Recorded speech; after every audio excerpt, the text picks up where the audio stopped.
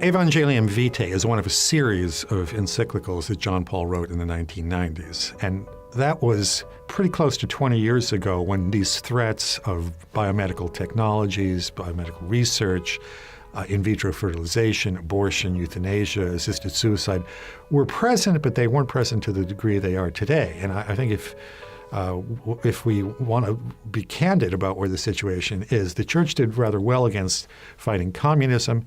That part of John Paul II's legacy, I think, is indisputable. In terms of fighting some materialistic and partial truths in the West, the church has been less successful. And that's why I think the new evangelization joined in this conference with Evangelium Vitae is so important, because the most fundamental threats to human life now exist oddly in all places, the free societies of the West.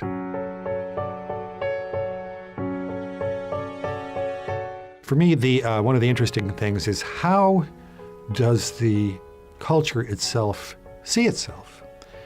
And paradoxically, it sees itself as the culture of life. It sees what the church is teaching as somehow less humane, less human.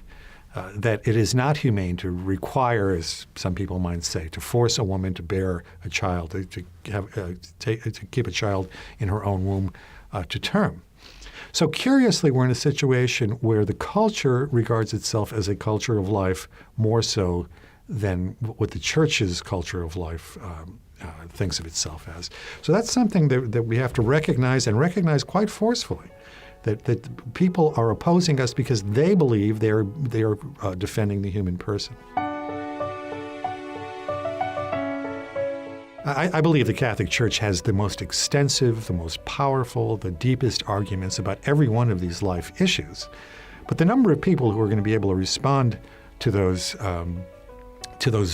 arguments, even assuming that there's goodwill there, is going to be relatively small. We need a culture of life.